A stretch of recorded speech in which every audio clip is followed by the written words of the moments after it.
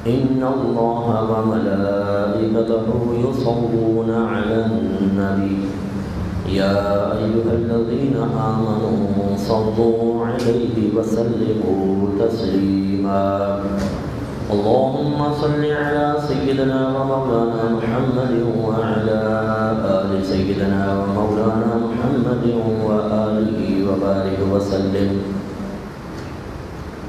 آج جمعۃ المبارک ہے اور ہماری عوامی اصطلاح میں چونکہ یہ آخری جمعہ ہوتا ہے تو اس کو جمعۃ الوداع کہا جاتا ہے،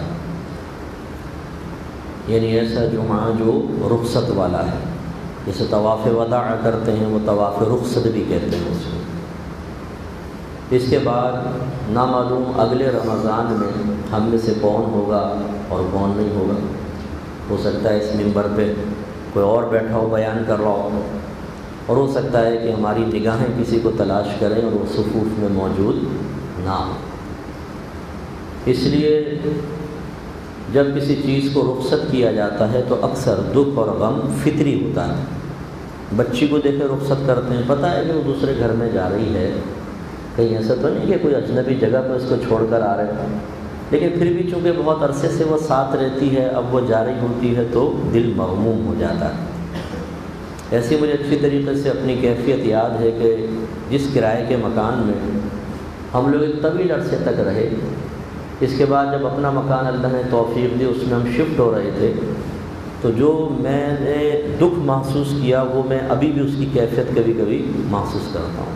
ان سے تو جاتی نا، در و دیوار سے، گلیوں سے، دوست ہوتے ہیں، رخصت ہوتی ہے تو تکلیف ہوتی ہے، غم محسوس ہوتا ہے۔ ایسے جو رمضان سے محبت کرتا ہے نا، دل سے پیار محبت، اس کی قدر حقیقتاً اس کی نگاہوں میں ہوتی ہے۔ جب یہ مقدس مہینہ رخصت ہوتا ہے اس کا دل بھی ضرور مغموم ہوگا۔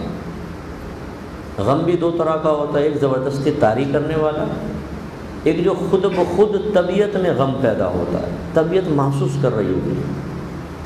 ہم زیادہ تر ماحول کو دیکھ کر اپنے اوپر ایک کیفیت آتی محسوس کرتے ہیں۔ کوئی رو رہا ہوگا ہم بھی رونے لگ جائیں گے، کوئی غم میں نظر آئے گا ہمیں بھی غم محسوس ہوگا۔ اگر وہ نہ ہوتا تو شاید یہ کیفیت نہ ہوتی۔ اس کا مطلب ہے کہ ابھی ہم میں خود شعور بلوغت یا بلوغت شعور حاصل نہیں ہے کہ از خود یہ کیفیت ہونی چاہیے۔ تنہا بھی ہو نا آدمی کو تو بالکل وہ کیفیت ہونی چاہیے جو وہ جلوت میں محسوس کر رہا ہے۔ یہ ایک پیمانہ آپ کو بتا دوں جس سے آپ اپنے آپ کو جانچ پرکھ سکتے ہیں کہ آپ مخلص ہیں یا نہیں، کہ جیسا پبلک میں آپ کی کیفیت ہو، عمل ہو، چستی یا سستی، اگر تنہائی میں بھی ایسی ہے تو آپ مخلص ہیں۔ اور اگر آپ تنہائی میں سست اور پبلک کے سامنے چست، متحرک، اور گھر میں نعتیں سنیں تو ہنس رہے ہیں لیکن لوگوں کے سامنے سنیں تو پھر رونا شروع کر دیں، تو اور وہ بھی مطلب خود انسان کو محسوس ہو جاتا ہے کہ یار میں زبردستی کر رہا ہوں، یہ کیا ہے کیا نہیں، تو پھر اس کا مطلب ہے کہ ابھی وہ کیفیات حقیقتاً حاصل نہیں ہوئی، تھوڑا سا نقص ہے۔ تو یہ رمضان بہت ہی پیارا مہینہ ہے۔ میرے آقا صلی اللہ علیہ وسلم فرماتے اگر میری امت جانتی کہ رمضان میں کیا ہے تو تمنا کرتی کہ پورے سال ہی رمضان ہو۔ یہ جو ہارڈ ورکنگ کرتے ہیں وہ تھوڑا سا ڈسٹرب ہوتے ہیں، ان کے روٹین ڈسٹرب ہوتا ہے، انہیں زیادہ تکلیف ہوتی ہے حالت روزہ میں کام کرنے میں۔ تو یہ عین ممکن ہے کہ نفس یہ کہے کہ یار اچھا ہے چلو ابھی مہینہ گزرے گا تو اب میں ذرا تسلی سے بیچ میں پانی بھی پی لیں گے، کھانا کھا لیں گے، اور یہ کوئی بری کیفیت نہیں ہے، یہ تو ایک نارمل چیز ہے کہ نفس یقیناً ایک اضافی مشقت کی وجہ سے کام میں دقت محسوس کر رہا ہوتا ہے تو وہ آ جاتا ہے دل میں خیال، یہ ایک الگ چیز ہوتی ہے۔ لیکن ایک ہوتا ہے کہ جو اس قسم کے لوگ ہیں ان کی ایک اور بھی کیفیت ہونی چاہیے نا، دونوں کیفیات۔ اگر ایک طرف نفس ایک طرح سے سکون یا خوشی سی محسوس کر رہا ہے کہ قریب راحت ملنے والی ہے، تو دوسری طرف دکھ کی کیفیت بھی تو ہو، یار پورے سال ہم ہمت نہیں کر پاتے، ایک لقمہ چھوڑنے کے لیے ہم تیار نہیں ہوتے، لیکن یہ اتنا پیارا مہینہ ہے کہ اللہ نے جب ہم پہ فرض قرار دے دیا تو ایک قطرہ اندر نہیں جانے دیتے۔ یہ اللہ کی کرم نوازی ہے، اتنی ہمت اتنا حوصلہ دے دیتا ہے اللہ تعالیٰ۔ جو بچے ایک گھنٹہ بھوک برداشت نہیں کر سکتے وہ بچے روزے رکھ رہے ہوتے ہیں، پورا پورا دن روزے رکھتے ہیں۔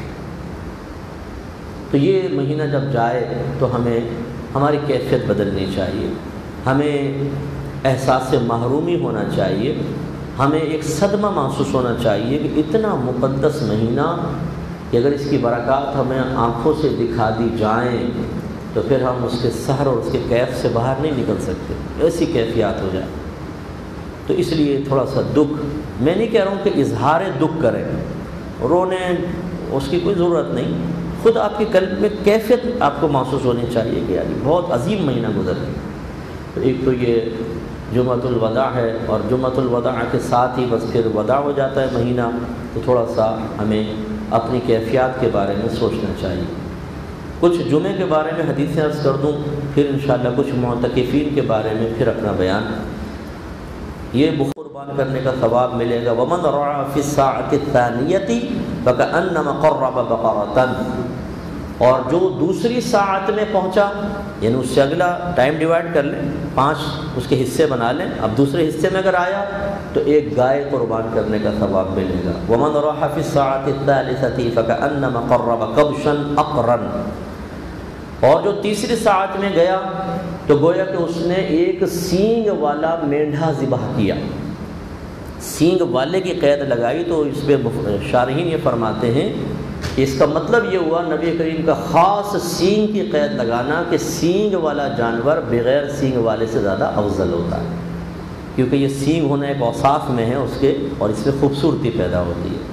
تو اس لیے سینگ والا اگر جانور لا سکیں قربانی میں جیسے لاتے ہیں تو بہت اچھی بات ہے۔ بکرا خاص طور پر نبی کریم صلی اللہ علیہ وسلم نے 2 مینڈھے ذبح فرمائے تھے اور دونوں سینگ والے تھے، اس کا مطلب ہے بتکلف سرکار نے خاص اہتمام فرمایا کہ سینگ والے مینڈھے لے کر آؤ، تو سینگ سے جانور کی افضلیت بڑھتی ہے۔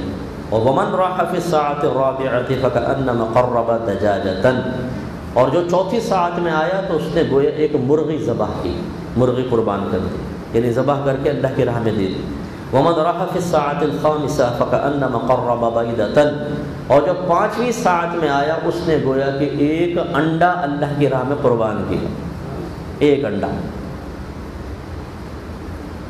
تو یہ بیان سے پہلے پہلے کی بات ہے، سب بیان سے پہلے۔ کیوں؟ حدیث آگے کیا کہتی ہے؟ فَإِذَا خَرَجَ الْإِمَامُ، پھر جب امام اپنے حجرے سے نکل آئے بیان کرنے کے لیے، جیسے میں اپنے گھر سے نکل کے یہاں آ گیا اور میں ممبر پہ بیٹھ گیا، تو حضرت الملائکۃ یستمعون الذکر، تو پھر فرشتے وہاں بیٹھ کر حاضر ہو جاتے ہیں اور ذکر کو سنتے ہیں، بیان سنتے ہیں۔ میں خدا کی قسم کھا کے کہہ سکتا ہوں فرشتے بیٹھے ہوئے بیان سن رہے ہیں، اس لیے کہ میرے حبیب نے حق فرمایا، فرشتے بیان سنتے ہیں، حالانکہ ان کو کوئی ضرورت تو نہیں ہے نا، وہ مطلب ہماری طرح ان شرعی احکام کے مکلف تو نہیں ہیں، وہ تو معصوم مخلوق ہیں، ان میں فیڈ کر دیے گئے، عقائد کی درستگی فیڈ کر دی گئی، تو وہ اب خرابی ہو ہی نہیں سکتی، ان میں کوئی ایرر ہی نہیں آ سکتا کیونکہ معصوم مخلوق ہے۔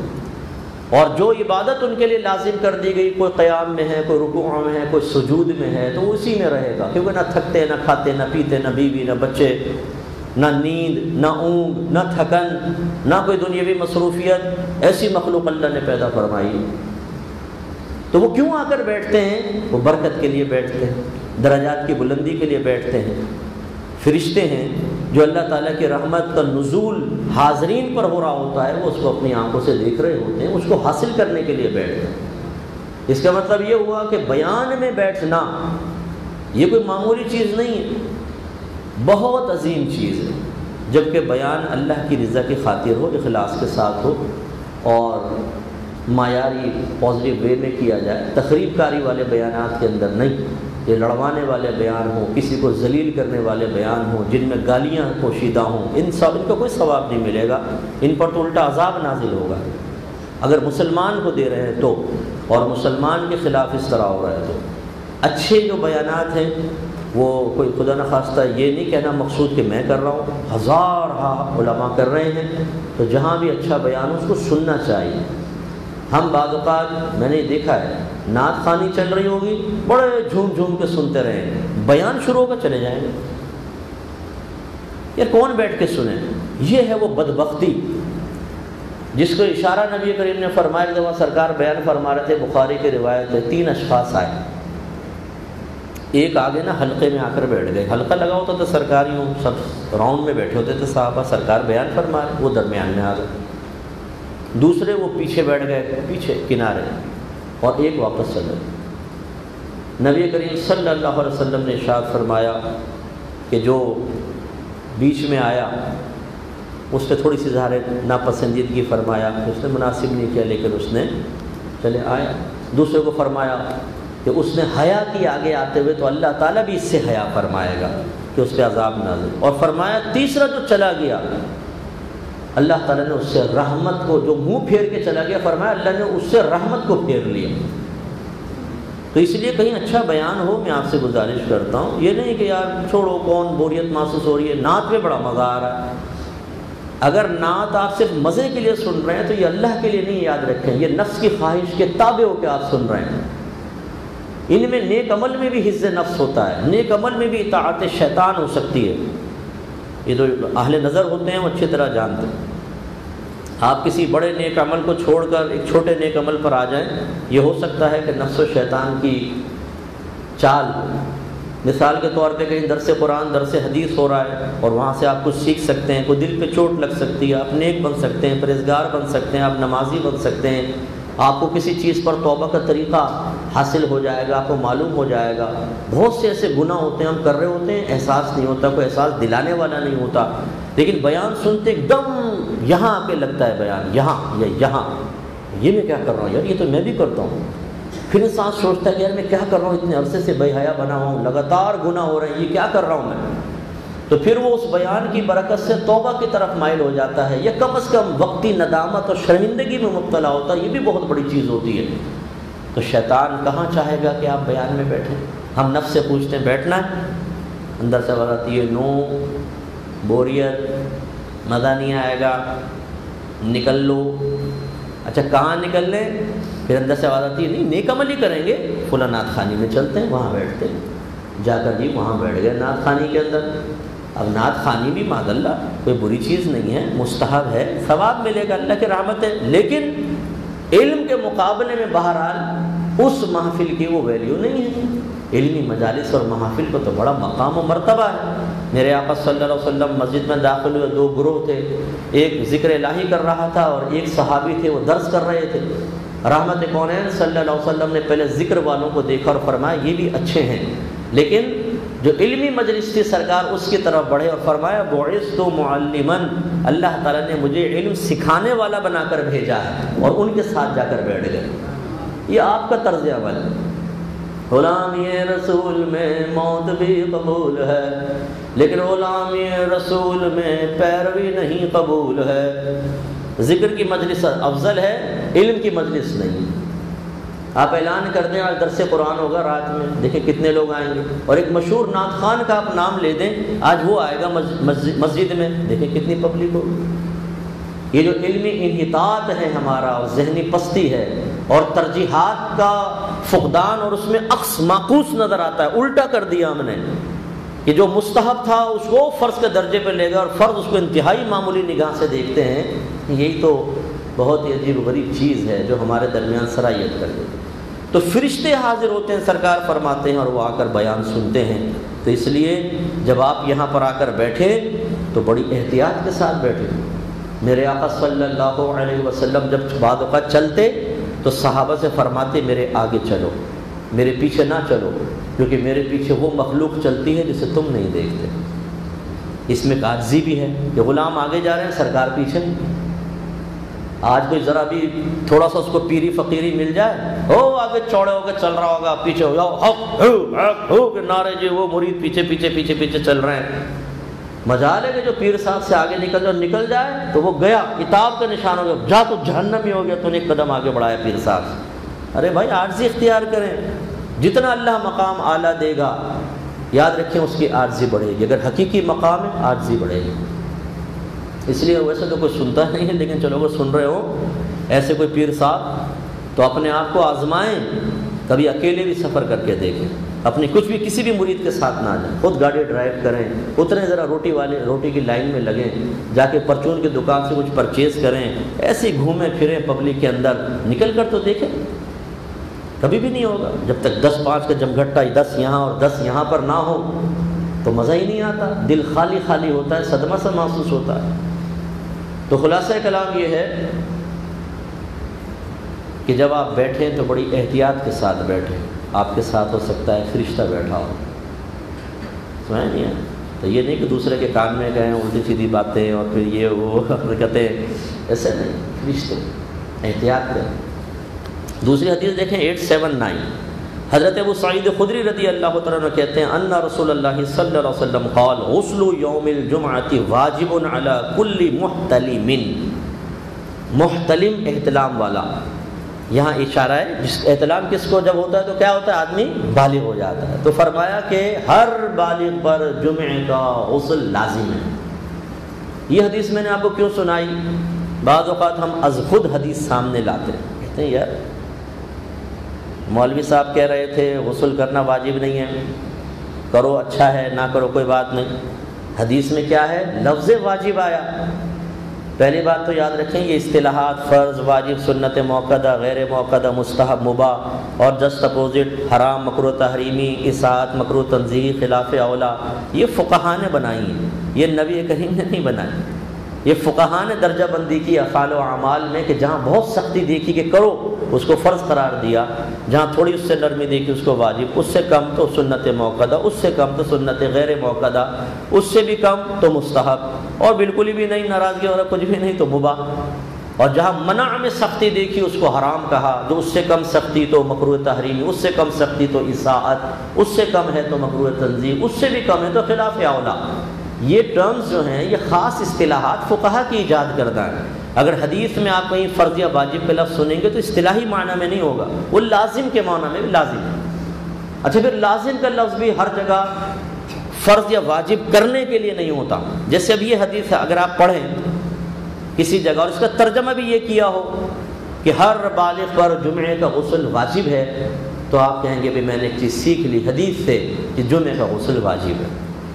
حالانکہ امام اعظم ابو حنیفہ رضی اللہ تعالیٰ عنہ جمعے کے غسل کو سنت قرار دیتے ہیں۔ سوال یہ پیدا ہوتا ہے کہ امام اعظم بخاری کی صحیح حدیث کے خلاف اپنی رائے رکھتے ہیں؟ نہیں۔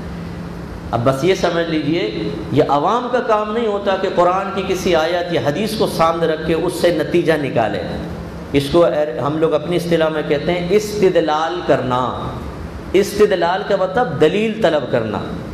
مثلا آپ کو کہے جمعے کا غسل واجب ہے، دلیل کیا ہے؟ وہ حدیث سنا دے، تو گویا کہ اس نے اس حدیث کو بطور دلیل پیش کیا، تو یہ استدلال کرنا کہلائے گا۔ عوام کا یہ کام نہیں، یہ علماء کا کام ہے۔ اللہ تعالیٰ نے فرمایا فَاسْأَلُوا أَهْلَ الذِّكْرِ إِن كُنتُمْ لَا تَعْلَمُونَ، اگر تم نہیں جانتے تو اہل علم سے سوال کرو۔ یہ نہیں فرمایا اگر نہیں جانتے قرآن کھول لو، نہیں جانتے بخاری اٹھا کے پڑھ لو، نہیں جانتے تو انٹرنیٹ پر بیٹھ جاؤ اور اپنے پاس خود ریسرچ کر لو۔ نو، نہیں جانتے اہل علم سے پوچھو۔ وجہ کیا ہے؟ ہمارے اکابرین نے ایک موضوع سے متعلق جو آیات تھیں انہیں سامنے رکھا، پھر حدیثوں کو سامنے رکھا، پھر صحابہ کرام کے اقوال، اعمال، افعال کو سامنے رکھا، تابعین، تبع تابعین کے افعال و اعمال و اقوال کو دیکھا، پھر ایک نتیجہ نکالا ہے۔ ہم ایک حدیث لے کر امام اعظم بن جاتے ہیں وقت کے اور چیلنج کرنا شروع کر دیتے ہیں، بھائی اس مسئلے میں چیلنج کرتا ہوں۔ نہیں، غلط بات۔ دیکھیے اب میں آپ کو حدیث سناتا ہوں۔ حضرت عمر فاروق رضی اللہ تعالی عنہ جب امیر المومنین بنے تو خطبہ دے رہے تھے، جمعہ پڑھا رہے تھے، تو راوی یہ کہتے ہیں کہ بینما ہوا یخطب یوم الجمعۃ اذا دخل رجل، اس دوران کہ آپ خطبہ دے رہے تھے ایک شخص مسجد میں آیا۔ شارح نے فرمایا وہ شخص تھے حضرت عثمان غنی رضی اللہ تعالیٰ۔ خطبہ شروع ہو چکا ہے، عثمان غنی رضی اللہ تعالیٰ عنہ کسی وجہ سے لیٹ ہو گئے، تو عمر فاروق چونکہ امیر المومنین تھے، اور امیر المومنین کا اس زمانے میں کام ہوتا تھا کہ ہر ایک کو تنبیہ کرنا، اصلاح کرنا، اس کی باز پرس کرنا۔ اگر کوئی مسجد میں نہیں آتا تو حضرت عمر فاروق گھر جایا کرتے تھے، فجر میں کہاں تھے، کیوں نہیں آئے تھے، معلومات کرنا۔ یہ ہوتا ہے حاکم کا کام اپنے اطراف۔ ہمارے حاکم کو پتہ نہیں ہوتا کہ بیٹا کہاں ہے، عوام کا تو دور کی بات۔ تو جب وہ آئے تو آپ نے فرمایا لما تحتبسون عن الصلاۃ، یعنی آپ نماز سے متاخر کیسے ہو گئے، نماز سے دور کیسے ہوئے؟ یعنی گویا کہ جلدی کیوں نہیں آیا؟ تو فقال الرجل، ان شخص نے کہا، ما ہوا الا ان سمعت النداء توضأت، فرمایا بس یہ ہوا کہ میں نے جب اذان سنی تو میں وضو کرنے میں مشغول ہو گیا، اس میں دیر ہو گئی، غسل نہیں کیا، کیا کیا؟ وضو۔ فقال، تو حضرت عمر فاروق نے کہا، الم تسمعوا النبی صلی اللہ علیہ وسلم قال اذا راح احدکم الى الجمعۃ فلیغتسل، کیا آپ نے یہ نہیں سنا کہ نبی کریم صلی اللہ علیہ وسلم نے ارشاد فرمایا کہ جو جمعے کے لیے جانے کا ارادہ رکھے تو اسے چاہیے کہ غسل کر لے؟ یہ اب دیکھیں نتیجہ نکل آیا کہ صحابہ کرام کے مابین بعض غسل کو بہت ضروری سمجھتے تھے اور بعض کہتے تھے وضو کر لیں کافی ہے۔ حضرت عثمان غنی جو اتنے جلیل القدر صحابی ہیں، اتنے قریبی صحابی ہیں، اور کوئی صحابی کبھی بھی یہ ہو ہی نہیں سکتا کہ وہ واجب کو ترک کرے، تو اس کا مطلب ہے کہ وضو کرنا بہت اچھا ہے، یہ بھی بہت اچھا ہے، لیکن اگر وہ غسل کرے تو یہ بہت ہی اچھا ہے۔ نظافت جتنی زیادہ ہوگی اتنا ہی ثواب زیادہ ہوتا، تو اس لیے ہمارے نزدیک جمعے کا غسل سنت ہے، اگر رہ جائے تو وضو کافی ہے، لیکن اگر جمعے کا غسل کر لیا جائے تو بہت ہی بہتر ہے۔ آخری ایک حدیث اور اس میں سماعت فرما لیں، یہ حدیث نمبر ہے 883۔ حضرت سلمان فارسی رضی اللہ تعالیٰ عنہ اس کے راوی ہیں، کہتے ہیں کہ نبی کریم صلی اللہ علیہ وسلم نے ارشاد فرمایا کہ لا یغتسل رجل یوم الجمعۃ ویتطہر ما استطاع من طہر ویدہن من دہنہ او یمس من طیب بیتہ ثم یخرج فلا یفرق بین اثنین ثم یصلی ما کتب له ثم ينصت اذا تکلم الامام الا غفر له ما بینہ وبین الجمعۃ الاخرى۔ ترجمہ میں اپنے الفاظ میں کرتا ہوں کیونکہ لفظی کروں گا تو آپ کو سمجھ میں نہیں آئے گا۔ نبی کریم نے ارشاد فرمایا کہ جو شخص جمعے کے دن غسل کرے، پہلی چیز، پھر جتنی اس میں استطاعت ہو پاکی میں مبالغہ کرے، جتنی استطاعت ہو طاقت رکھتا ہو پاکی میں مبالغہ کرے۔ پاکی میں مبالغہ کیا ہے؟ ایک تو غسل ہو ہی گیا، پاکی مبالغہ ہے مثلا مسواک کرنا، اور زیادہ نظافت، حالت روزہ میں مسواک میں تھوڑی سی احتیاط کیا کریں، جو کرتے ہیں کہ تازہ مسواک ایسی نہ ہو جس میں سے رس نکلتا ہے ذائقے دار، وہ اگر حلق سے نیچے اتر گیا تو روزہ بریک ہو جائے گا۔ اچھا، دوسرا،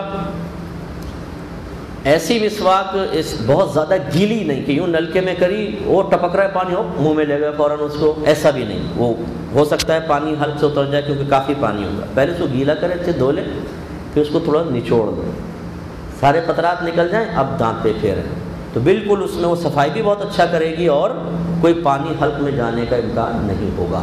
تو ایک تو مسواک، دوسرا پھر جسم کے غیر ضروری بالوں کو صاف کرنا۔ یہ بارہا میں آپ کو مسئلہ بتا چکا ہوں کہ ہر ہفتے جسم کی صفائی سنت مبارکہ ہے۔ 15 دن تک تاخیر کر دی تو گناہ نہیں، لیکن شریعت نے ناپسند کیا ہے۔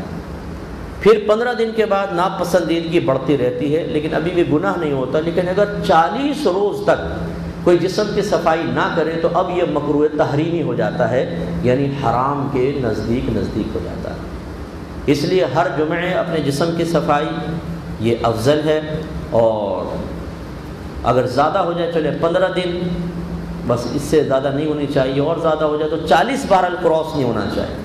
لیکن یہ جو ہمارے ریڈی میڈ امام اعظم ہوتے ہیں کہ جی اگر چنے کے برابر بھی بال ہو گئے تو کھانا پینا آرام ہو گیا، بھائی تم نے کہاں سے نکال لیا خواہ مخواہ کے، تو یہ ایسا نہیں ہے۔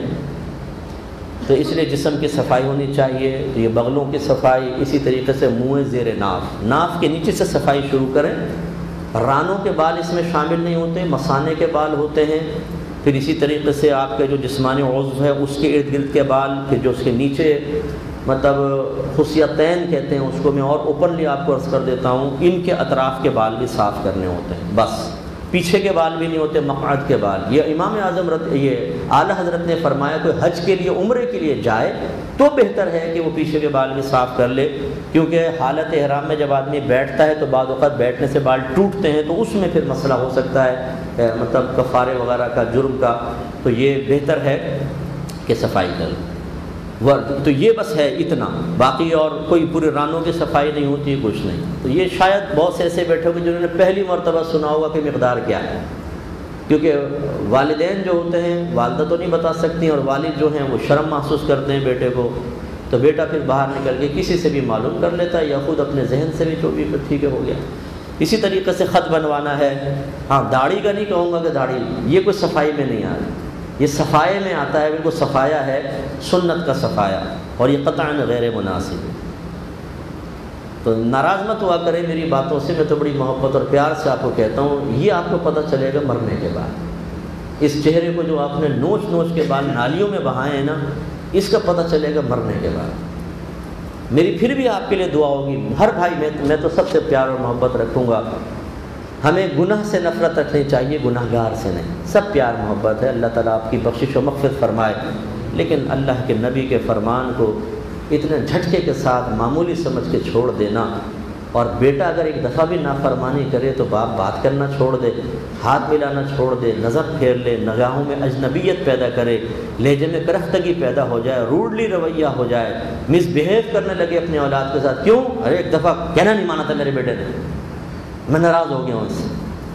لیکن آپ کے نبی تو آپ سے ناراض نہیں ہوتے ہیں، آپ روزانہ اس سنت کو نالیوں میں بہاتے ہیں، پیسہ دے دے کے، یار پیسہ لے اور یہ نالی میں بہا دے سنت۔ اور کوئی کرے تو مت کر نصیحت ناصحا، دل میرا گھبرائے ہے، اس کو دشمن جانوں ہوں جو مجھ کو سمجھائے ہے۔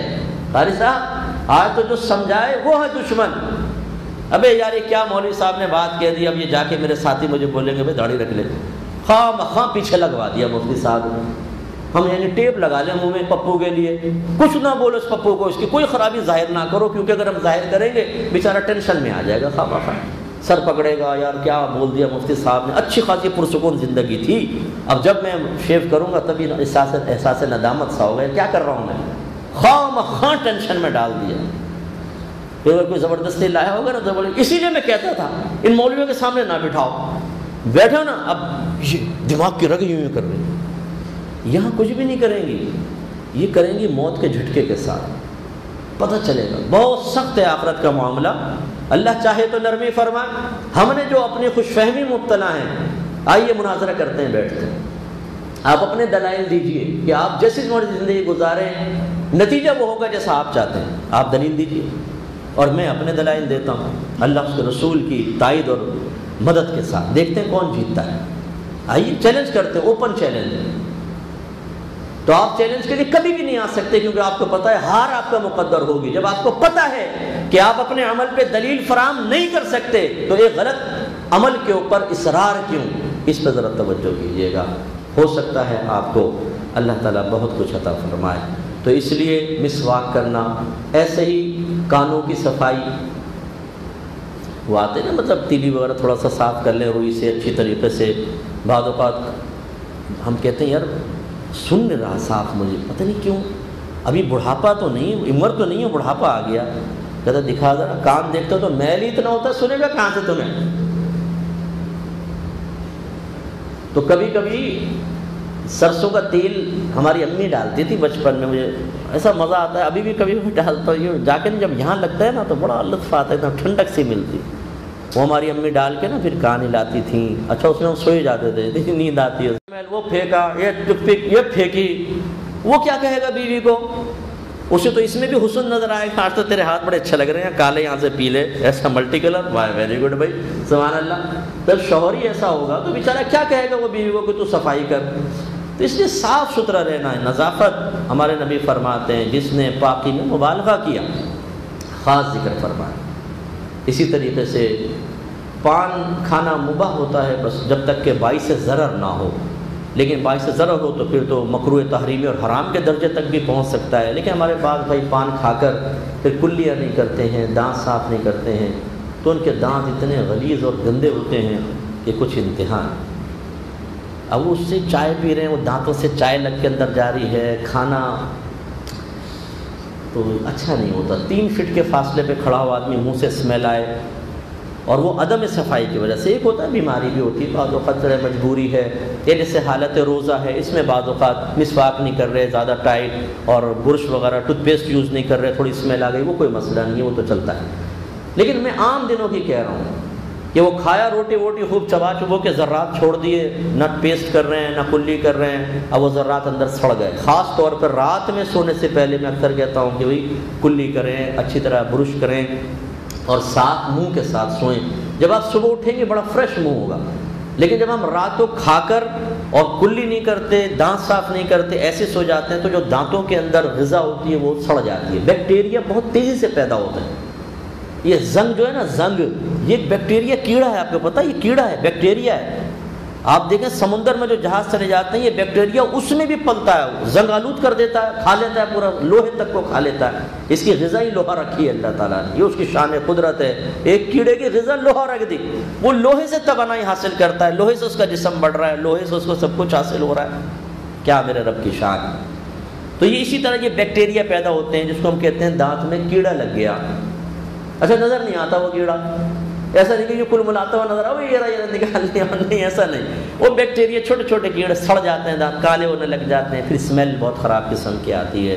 مسوڑوں میں خون اور پیپ بھرنا شروع ہو جاتا ہے. جب ہم مسواک سے ملتے نہیں ہیں تو مسوڑے پھر آہستہ آہستہ سوجتے ہیں، اور کیونکہ غذا یہاں جا کے پھنستی ہے تو وہ مسوڑوں کو بھی ایک تو سرکاتی بھی ہے. آپ دیکھیں جو ایسا کرنے کا عادی نہیں وہ جا کے ذرا یہ چیک کر کے دیکھیں، جو اصلی دانتوں کی جگہ ہے نا اس سے دانت نیچے آ جاتے ہیں. وہ نیچے نہیں آئے، مسوڑوں پر کو سکڑ گیا، کیونکہ کھانا پہنچ کے ٹھونستے نا کھانا، یوں کیا تو وہ جو پہلے سے کھانا اندر برکت کے لیے رکھا ہوا ہے، بعد والا کھانا اس کو فورس کرتا ہے، وہ اور اوپر چڑھتا ہے اور اوپر، تو یہ اوپر ہونے لگ جاتے ہیں. پھر ایک وقت آتا ہے آخر میں دانت وغیرہ گرنا شروع ہوتے ہیں. تو دانتوں کی صفائی. پھر اسی طرح ناخن، بڑے ناخن نہ ہوں. کبھی ایسا ہوتا ہے توجہ نہیں رہتی تو صفائی نہیں ہو پاتی، لیکن اس کا وہی مسئلہ ہے جو منہ زیر ناف کا ہے کہ 40 دن کے اندر اندر کاٹنے چاہیں. اچھا بعض نوجوان یہ چھوٹی انگلی کا ناخن بڑھا کر رکھتے ہیں نا، فیشن. یعنی اللہ نے مرد تو بنایا لیکن کہیں کہیں دبی خواہش کچھ جن سے مخالف کی بھی ہے. اب اسے کیسا پورا کریں؟ چلو ناخن ہی بڑھا لو. اچھا کوئی بندہ پہن لے گا، کوئی پونی باندھ لے گا، دور سے بھی کوئی ایسا لگے گا لڑکی پینٹ شرٹ میں کھڑی ہوئی ہے، آدمی نگاہیں چرا لے، قریب پہنچے تو آواز مردوں کی ہے، یہ کیا؟ تو پتہ چلا کہ جی یہ تو اللہ رکھا کھڑا ہوا ہے. تو یعنی یہ عجیب و غریب حرکت ہے. تو یہ ناخن جو ہے بڑے رکھنا. اچھا میری بہنیں بھی سن رہی ہوں گی، یہ ہمارا لائیو جا رہا ہے اس وقت پورے ورلڈ میں، لاکھوں کی تعداد میں انشاءاللہ اس کو لوگ سن رہے ہوں گے اس وقت. تو ہماری بہنیں جو ہوتی ہیں ان کے لیے بھی ناخن بڑھانا منع ہے. نبی کریم صلی اللہ علیہ وسلم نے بڑے ناخن رکھنے سے منع فرمایا، اور کہیں میں نے استثناء نہیں دیکھا کہ آپ نے فرمایا عورتیں بڑھا سکتی ہیں مرد نہیں. اور جب عورتوں کو کسی حکم سے خارج نہ کیا گیا ہو تو عورتیں حکم میں داخل ہوتی ہیں. تو ہمارے گھر کی بچیاں جو ہیں بعض اوقات عورتیں بڑے بڑے ناخن رکھتی ہیں، کیوں جی خوبصورت لگتے ہیں.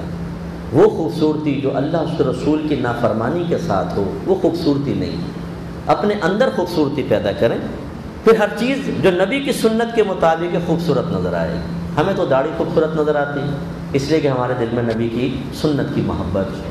جس کو داڑھی پسند نہیں اس کو بغیر داڑھی کے چہرہ پسند آتا ہے، کیونکہ شاید سنت کی اتنی محبت نہیں ہوگی. تو یہ مطلب ہے کہ امتحانات ہوتے ہیں. تو اس لیے ہماری بہنیں اگر مجھے سن رہی ہیں یہ نہ دیکھیں کہ میرا ہاتھ کیسا عجیب لگے گا کیسا نہیں. آپ دوسرے طریقے سے زینت حاصل کریں، یہ طریقہ صحیح نہیں. اچھا پھر اب ناخن، پھر اس میں میل. یعنی اتنے بعض اوقات تو یوں ہاتھ رکھے ہوتے ہیں تو کالا نظر آ رہا ہوتا ہے، کالے کالے میں. ہو سکتا ہے اس نے یہ بھی فیشن کی دنیا میں انقلاب برپا کرنے کے لیے کوئی کام کیا ہو، یہ بھی پاسبل ہے کہ میل بھر لو تو دیکھو کیسا بلیک اینڈ وائٹ خوبصورت ہاتھ. تو یہ لیکن بہرحال یہ اچھا نہیں ہے. تو اسی طرح پاؤں کے ناخن، اسی طرح پاؤں کی صفائی وغیرہ اور جسم کی صفائی. جھاما ماریں. آپ کبھی وہ آج کل بڑی اچھی آتی ہے یہ پلاسٹک کہہ لیں اس کو، پلاسٹک کا ہی ہوتا ہے. اب اس کو کہتے کیا ہے میرے ذہن میں نہیں آ رہا. یہ مطلب جالی ٹائپ ہوتی ہے، صابن لگا کے اگر آپ اس کو اچھی طرح ماریں نا تو بہت اچھا وہ صفائی کر دیتی ہے بدن کی.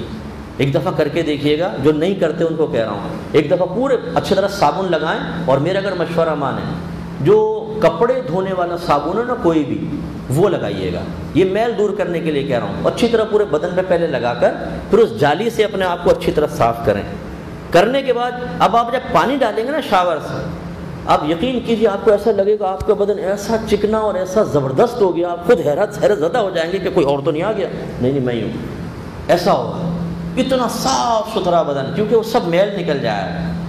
میل سے پہلے وزن کیجیے گا، اس کے بعد کیجیے گا، ہو سکتا ہے 1 پاؤ کم ہو چکا ہو، کیونکہ ہم تو سال گزر جاتے ہیں نا، جامع وغیرہ کون مارے.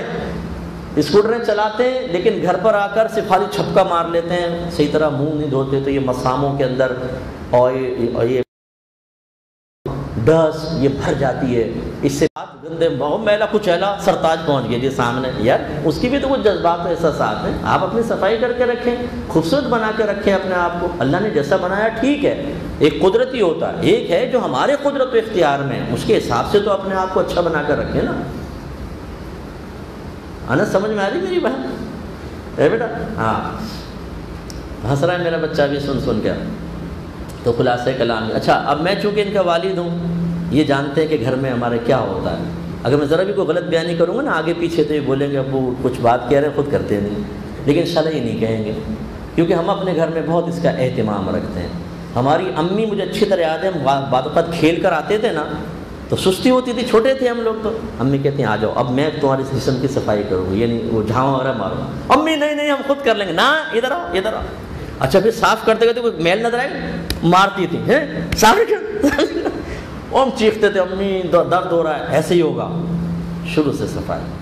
تو پھر اب ہم نے وہی روش ہم نے گھر میں اختیار کی۔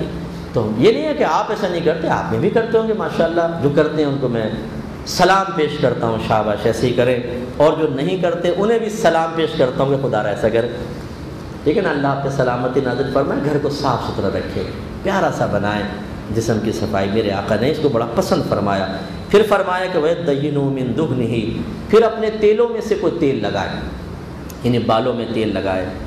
اب ہمارے نوجوان مفتی صاحب تیل یہ تو نہیں لگتا، جیل لگا لیں گے، کریمیں لگائیں گے جن میں کیمیکلز ہوتے ہیں، بالوں کی جڑیں کمزور ہو جاتی ہیں، اور ویسے لگائیں گے جیل کے وہ بال جم جائیں گے نا، یوں ہوا بھی ہوگی کچھ نہیں، بہت جمے ہوئے بال، بڑے بڑے پپو لگ رہے ہیں۔ کچھ عرصے بعد آپ دیکھیے کہ پپو سے پھر آپ بابا کیسے بنتے ہیں، سارے بال اڑ جائیں گے، ختم، کیمیکل تباہ کر دے گا آپ کے بالوں کو۔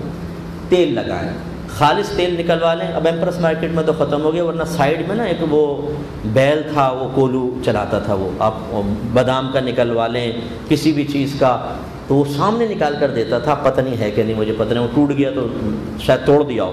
ایسا خالص آئل لے لیں اور رات کو سونے سے پہلے اچھی طرح سر میں مالش کریں، خاص طور پہ جو کمپیوٹر کا ورک کرتے ہیں، کمپیوٹر کی ریز مسلسل آنکھوں میں دماغ پر افیکٹ کرتی ہے، اس سے آپ کی بالوں کی جڑیں کمزور ہو جائیں گی۔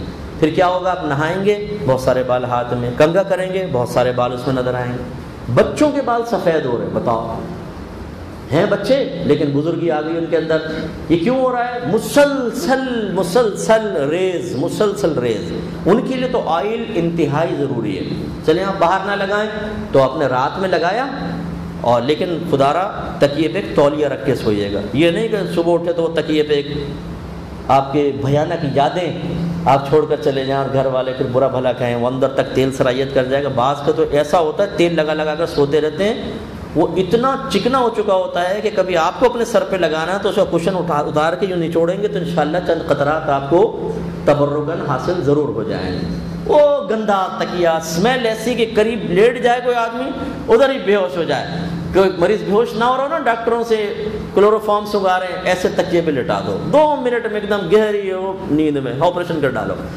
یار خدا کا خوف کرو، اتنی گندی بدبودار تکیے، لا حول ولا قوت، تولیے کے ساتھ پھر صبح اٹھ کر اپنے آرام سے صابن سے دھو لیجئے، اپنے کام پہ چلے جائیں۔ یہ ہر 2 دن بعد کر لیں، چلیں روزانہ نہیں کر سکتے تو انشاءاللہ کچھ ہی دن میں آپ کے بال بہترین ہو جائیں گے، زبردست قسم۔ میرے آقا صلی اللہ علیہ وسلم بکثرت سر میں تیل لگایا کرتے تھے، بکثرت۔ ایک شخص آیا تو سرکار صلی اللہ علیہ وسلم نے فرمایا اپنے بالوں کا اکرام کیا کرو۔ عرض کیا رسول اللہ بالوں کا اکرام یعنی بالوں کی تعظیم کیا ہے؟ فرمایا اس میں تیل لگاؤ، کنگھا کرو۔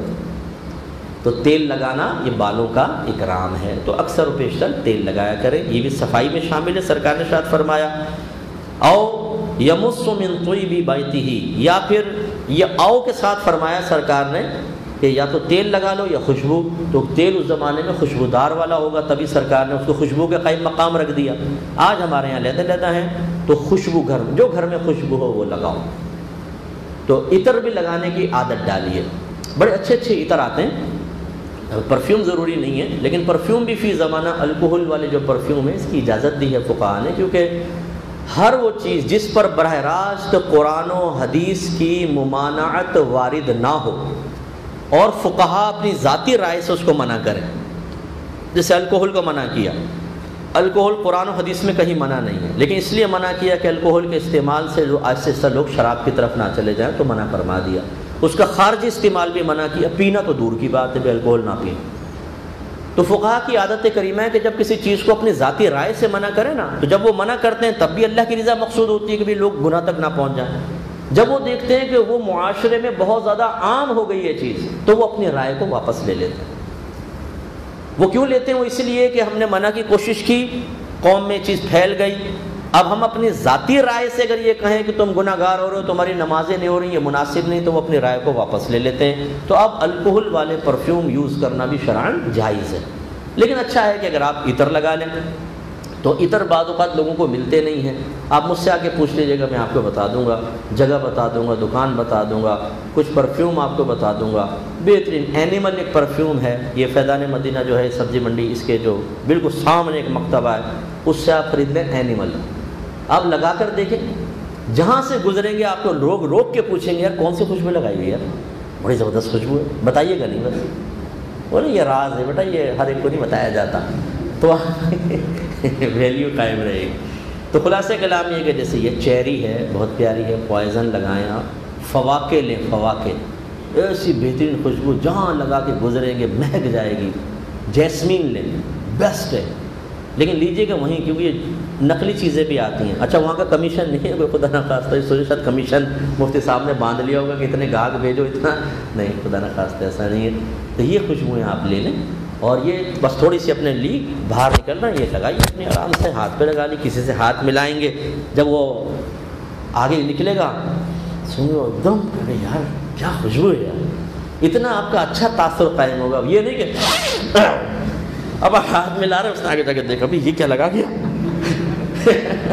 تو ایسے بھی دیکھے میں نے، تھوک رہے اس کے اوپر، چھینکے ماریں گے، سارے ہاتھ میں وہ آ گئے. السلام علیکم. ابے بھائی اب ہم لوگ تو یہ بڑی کوف، اب ہم ہاتھ کھینچے تو یہ برا نہیں لگتا، چل یار ملا لے بھائی، ہاتھ دھو لیں گے بعد میں جا کے کر لیں. یعنی منہ پہ پورا پسینہ آ رہا ہوگا، مفتی صاحب السلام علیکم. اچھا جی، میں دھیرے دھیرے میں کہتا ہوں اور صاف کر لے بیٹا، اور کر لے، کوئی مسئلہ نہیں، کر لے صاف، میں دھو لوں گا بعد میں جا کے. اب کیا کھینچو بیچارہ، محبت عقیدت پیار میں پورا پسینہ لگا کے چلے جائے. تو باہر تو خلاصہ کلام یہ ہے کہ اچھا نظافت اختیار کریں. پھر سرکار نے فرمایا ثم یخرجوا فلا یفرقوا بین اثنین، پھر وہ گھر سے نکلے اور جب مسجد میں آئے تو دو لوگوں کے درمیان تفریق نہ کرے. یہ تفریق کا کیا مطلب؟ ایک تو ہے کہ کشادگی موجود ہے تو آپ نے کہا دیکھو جگہ خالی، آپ جا کر بیٹھ گئے، کوئی حرج نہیں، یہ تو صحیح ہے. اگر آپ اگلے صف والے جگہ خالی چھوڑیں گے تو خود انہوں نے غلطی کی، بھی پیچھے والا تو آگے آئے گا، لیکن جگہ بالکل بھی نہیں ہے. اور پھر آ کر بیچ میں گھس کے یا تھوڑا ادھر ہونا، تھوڑا ادھر ہونا، اور گھس گیا بیچ میں. یہ بعضوں کی عادت ہوتی ہے، آئیں گے لیٹ لیکن وہ کیا چاہتے ہیں اگلی صفوف میں جگہ ملے. اس سے کیا ہوتا ہے، دو آدمی میں جدائی، اس سے کوفت پیدا ہوتی ہے کہ یار جگہ نہیں ہے تم بیچ میں گھس رہے ہو. اس میں بعض وقت پھڈا بھی شروع ہو جاتا ہے. جب دونوں بڑے باپ کے ہوں، کوئی چھوٹے باپ کا بننے کے لیے تیار نہ ہو تو پھر اچھا خاصا پھڈا بھی ہو جاتا ہے. پھر ثم یصلی ما کتب لہ، پھر وہ نماز پڑھے جو اللہ نے اس پر فرض کی ہے. ثم ینصت اذا تکلم الامام، اور وہ جب امام خطبہ دے تو وہ بالکل خاموش رہے. تو غفر له ما بینہ وبین الجمعۃ الاخری، تو اس جمعے اور جو پچھلا جمعہ گزرا اس کے درمیان جتنے بھی گناہ ہوئے ہوں گے اللہ تعالیٰ سب معاف فرما دے. تو اس لیے کوشش یہ کیجیے کہ جمعے کے اندر خاص طور پر اہتمام ہو. کچھ باتیں معتکفین کے خدمت میں ذکر کر دیتے ہیں اور پھر بیان میں ختم کرتا ہوں. جتنے بھی معتکف ہمارے یہاں بیٹھے ہیں پوری دنیا میں اگر مجھے سن رہے ہوں تو سب سے پہلے تو میں آپ کو ایک مبارکباد پیش کرتا ہوں کہ یہ بہت ہی اچھی عبادت ہے. نبی کریم صلی اللہ علیہ وسلم کی سنت مبارکہ ہے، سنت کریمہ ہے اعتکاف کرنا. اور نبی کریم صلی اللہ علیہ وسلم کی ازواج مطہرات امہات المومنین بھی اعتکاف کرتی رہی ہیں نبی کریم کے بعد، اور حجروں میں اعتکاف کرتی رہی ہیں. تو یہ اعتکاف سنت کریمہ ہے، اللہ نے آپ کو موقع دیا، سعادت حاصل ہوئی. لیکن یہ اچھی طرح یاد رکھیے گا کہ جب ہم کسی فضیلت کو حاصل کرنے کی طرف بڑھیں اور نفس و شیطان کی طرف سے توجہ ہٹا لیں تو بعض اوقات ہم بہت سی برکات سے محروم ہو جاتے ہیں اور بعض اوقات بالکل ہی ہو جاتے ہیں. کیونکہ نفس و شیطان ہم غافل ہو سکتے ہیں، نفس و شیطان کبھی غافل نہیں ہوں گے۔ گویا کہ ان میں تخریب کاری ان کے اندر کوٹ کوٹ کے بھری ہوئی ہے، اور یہ بطور آزمائش ہی ہے۔ ابھی تو آپ کہیں گے جی شیطان بند ہے، لیکن والد شیطان تو ہے نفس، اور شیطان نے اس کی ایسی تربیت کی ہوتی ہے نفس کی کہ وہ بڑا ہوشیار ہوتا ہے۔ تو اب ہوتا کیا ہے کہ ہم بعض اوقات مسجد میں آ کر بیٹھتے ہیں، لیکن اپنے نام اعمال میں مزید گناہ لکھوا لیتے ہیں۔ کس طرح؟ نمبر 1، دنیاوی باتیں کرنا۔ آپس میں بیٹھے ہیں، دنیا کی باتیں چل رہی ہیں، کرکٹ پہ تبصرہ چل رہا ہے، اور فلموں کی باتیں یا سیاست پہ گفتگو عام ایسی، یا تو کیا کر رہا ہے فلاں، کیا کر رہا ہے فلاں، موبائل پہ بات کر رہے ہیں یا آپس میں گفتگو کر رہے ہیں۔ ایک ضعیف حدیث ہے لیکن مفہوم ہے اس کا، لکھا ہے اعلیٰ حضرت نے بھی اس کو قبول کیا ہے کہ مسجد میں دنیاوی باتیں کرنا نیکیوں کو ایسے کھا جاتا ہے جیسے آگ لکڑی کو کھا جاتی ہے، تیزی کے ساتھ نیکیاں نکلتی ہیں۔ تو اب معتکفین چونکہ مطلب بعض اوقات بور ہو جاتے ہیں، گھر میں ہوتے ہیں، باتیں کر رہے ہیں، ادھر جا رہے ہیں ادھر جا رہے ہیں، تو جب بوریت غلبہ کرتی ہے تو وہ کہتے ہیں چلو گفتگو کر لیں، پھر اس میں فضولیات بھی ہو جاتی ہیں، تو اس میں کافی احتیاط کرنی چاہیے۔ دوسری چیز ہے لڑائی جھگڑا پھڈا فساد۔ میں یہاں بیٹھوں گا تو یہاں بیٹھے گا، تو نے ایسا کیوں کیا، تو نے پردہ نیچے کیا، تو نے اوپر کر لیا، تو نے پیاز کیوں کھائی، تو نے کھانا کیوں کھایا، تو نے پانی کیوں پیا، تم پہلے کیوں چلے گئے۔ ارے یار وہ اتنا جھگڑا بڑھتا ہے، بعض اوقات مسجد میں آوازیں گونج رہی ہوتی ہیں، اچھا بعض ماشاءاللہ ڈولے شولے ان کے بڑے ٹائٹ ہوتے ہیں، تو وہ کمیٹی والوں سے پھڈا، وہ ثابت کرنے کی کوشش کرتے ہیں کہ فقیر کسی سے نہیں ڈرتا، کمیٹی کیا ہے، وہ کمیٹی سے جھگڑا شروع کر دیتے ہیں۔ یہ آپ جھگڑنے کے لیے نہیں ہیں، بڑے مسکین ہو کر عاجز ہو کر اللہ کی بارگاہ میں بیٹھے ہیں کہ اللہ تعالیٰ ہم نے ایک طرح سے دھرنا دے دیا ہے، اب مغفرت کا پروانہ لے کر ہی جائے بس۔ اور بڑی عاجزی چاہیے، اگر کوئی آپ کے ساتھ زیادتی کر بھی دے نا، نظر انداز کر دیں کہ یار چلو ٹھیک ہے میں نے تجھے معاف کیا، بعد میں دیکھیں گے، مسجد میں نہیں، خدا رہا۔ تو آپ تو اچھے لوگ ہیں جو یہاں بیٹھے ہوئے ہیں، جو مجھے سن رہے ہیں وہ بھی سب اچھے ہیں، میں ان کی بات کر رہا ہوں جو سن نہیں رہے۔ تو بہت سے ایسے ہوتے ہیں کہ لڑائی جھگڑا فتنہ فساد، اور پھر کینہ بیٹھ جاتا ہے، باتیں نہیں کر رہے، ہاتھ نہیں ملا رہے، ناراض ہو گئے ہیں، کدھر بیٹھ گیا کدھر بیٹھ گیا۔ بالکل یہ چیزیں نہ کریں، آپ یہاں اللہ کے لیے آئے ہیں، نہ کہ لڑنے جھگڑنے کے لیے۔ اسی طرح فضولیات میں مبتلا نہ ہوں، بور ہو رہے ہیں، وہ پردہ گرا لیا، لوگوں نے کہا تہجد پڑھ رہا ہوگا، اندر گیم چل رہا، موبائل وہ مار رہا دبا کے بھائی، اور وہ کسی نے جھانک کر اگر دیکھا تو پتہ چلے گا کہ کس طرح کی تہجد چل رہی ہے اندر۔ تو یہ غلط ہے۔ آپ کھیل کود کے لیے نہیں آئے، آپ واٹس ایپ پر میسج پڑھنے کے لیے نہیں آئے، بلاک کر دیں سب کو، بلاک تو نہ کریں، چلیں بند کر دیں اپنا واٹس ایپ، بالکل یوز نہ کریں، موبائل یوز نہ کریں۔ اگر آپ کچھ کرتے رہیں، وہ گزر گیا، آپ موجود ہیں تو 2-3 دن ہیں، ان کے اندر آپ یہ احتیاط کریں، بالکل کچھ چیز یوز نہ کریں۔ جتنا آپ فضولیات میں پڑھیں گے اتنا ہی عبادت کی لذت کم ہوگی، توجہ ہٹے گی۔ اس کے علاوہ کسی بھی نمازی کو ہم سے تکلیف نہیں ہونی چاہیے۔ کھانا کھایا وہیں پہ ذرات گرا دیے، بال بنائے بال بکھرے ہوئے ہیں، یا پردے آپ کے یہاں تو نہیں لگے ہوئے ماشاءاللہ، ورنہ بعض جگہ شاید اس سال نہیں ہے، پہلے تو تھے میرے خیال میں نا، تو ایسے پردے لگا لیے۔ اب اس میں کیا ہے، وہ لوگوں نمازیوں کو پریشان ہے، اچھا وہ لٹک جاتے ہیں نیچے نا، اب وہ نماز پڑھ رہے ہیں یہاں لگ رہا ہے، وہ یوں گردنیں ٹیڑھی ہوگی بیچارے کہ نماز میں وہاں جا کے سیدھی کرتا ہے کہ تھوڑا سا صحیح ہوا۔ تو یہ غلط طریقے ہیں کہ نمازیوں کو کوئی اذیت اور تکلیف نہیں ہونی چاہیے۔ ایک جو وار ابھی ہوگا آپ کے اوپر بڑا خطرناک، وہ ہے جب اعتکاف ختم ہونے پر آتا ہے تو اچھے اچھے خواب نظر آنے لگ جاتے ہیں۔ اب میں باہر نکلوں گا، سب آ کے استقبال کریں گے، ہار ڈلیں گے، اور ہاتھوں میں لفافے پکڑائے جائیں گے، لو بیٹا تم بہت بڑا کارنامہ کر کے آئے ہو، تم نے ماؤنٹ ایوریسٹ سر کر لی ہے، یہ لو بیٹا بہت تم نے بڑا کارنامہ، 10 دن مسجد میں بیٹھے ہو، یہ بہت بڑا کارنامہ ہے۔ پھر مجھے جلوس کی شکل میں لے جایا جائے گا، گھر میں امی دروازے میں کھڑے ہوں گے، آئے میرا لالا آ گیا، آئے میرا بیٹا۔ 10 دن تک نہیں دیکھا میں نے اپنے بچے کو، ویسے فیس بک پر دیکھ لیا تھا، تجھے میں نے واٹس ایپ پہ بھی گفتگو ہو گئی تھی، لیکن سامنے نہیں دیکھا تھا۔ اور پھر اگر کوئی نہیں آیا تو بھائی کیوں نہیں آیا استقبال کے لیے؟ آپ نے عبادت اس لیے نہیں کی ہے کہ آپ اس کو دنیا میں کیش کر دیں۔ آپ کے بغیر چاہے اگر کوئی ہار ڈالتا ہے، تعریف کرتا ہے، پیسے دیتا ہے، وہ الگ بات، لیکن اس میں بھی آپ کے دل میں کراہت پیدا ہونی چاہیے، ناپسندیدگی، کاش ایسا نہ ہوتا، میں نے تو اپنے اللہ کے لیے کی ہے۔ کیونکہ بگاڑ پیدا ہوتے ایک لمحہ نہیں لگتا ہے، یہ کوئی 10 دن کی عبادت ہمارا کوئی کمال نہیں ہے، یہ تو اللہ کا کمال ہے کہ وہ 10 دن تک ہمیں بٹھا لیتا۔ تو اس لیے جو میرے یہاں بھائی بیٹھے ہوئے ہیں، بچے بیٹھے ہوئے ہیں، بہت سوچ سمجھ کر، سمجھداری کے ساتھ یہ نہیں کہ آپ باہر نکل کر پھر ایک دل کے اندر ایک بڑا پن سے پیدا ہو کہ میں اعتکاف کر کے آؤں، اس لیے اب میں تھوڑا سا شاید اپر لیول پر آ گیا ہوں۔ یاد رکھو 2 دن تو آؤ بھگت ہوگی، تیسرے دن پھر گھر والے اوقات یاد دلائیں گے، پھر وہیں آ جاؤ گے واپس، پھر وہی روٹین ہوگا۔ تو اس لیے 2 دن کے اندر ہی اپنے آپ کو برباد کر لے آدمی مناسب نہیں، 2 دن تک کنٹرول کر لے، پھر تو انشاءاللہ خود بخود کنٹرول ہو ہی جائے گا، گھر والے کروا ہی دیں گے۔ تو کوئی ایسا نہ کریں، ایسے جو بچیاں اعتکاف کیے ہوئے ہیں، یہ نہیں کہ آپ عجب و خود پسندی میں مبتلا ہو جائیں، پھر کزنز ملنے آ رہی ہیں مبارک، تو آپ کے کندھے چوڑے ہو رہے ہیں اور بڑی اکڑ کر ہاں ٹھیک ہے لاؤ ٹھیک ہے لاؤ یوں یہ کر رہی ہیں جیسے بڑا آپ نے کوئی کارنامہ کیا۔ کوئی کارنامہ نہیں کیا آپ نے، کتنی تو آپ نے وہاں پہ بیٹھ کے غیبتیں کر لی ہوں گی، اور پتہ نہیں کیا کچھ کرتی رہتی ہیں بچیاں، تو جہاں اور 2-3 مل کے بیٹھ جائیں گی وہاں تو بالکل اعتکاف، پھر کیا ہوگا اعتکاف؟ اکیلی بیٹھی بیٹھی بڑبڑاتے رہتی ہے، تو 2-3 ہوں تو پھر تو بالکل ہی نہیں ہوگا۔ تو اس لیے میں خدا نخواستہ ڈسہارٹ نہیں کر رہا ہوں، یا یہ نہیں ہے کہ میں نہیں کہہ رہا ہوں کہ آپ نے کوئی کام ہی نہیں کیا۔ میں نے پہلے کہا اللہ نے آپ کو بہت بڑی سعادت سے نوازا ہے، لیکن یہ سعادت کا ثواب ضائع نہ ہو، بس اس کا خیال کیجیے گا۔ اللہ تعالیٰ سے دعا ہے کہ رب کریم جو کچھ سنا مجھ گنہگار کو بھی آپ کو بھی عمل پیرا ہونے کی توفیق عطا فرمائے، آمین۔ وآخر دعوانا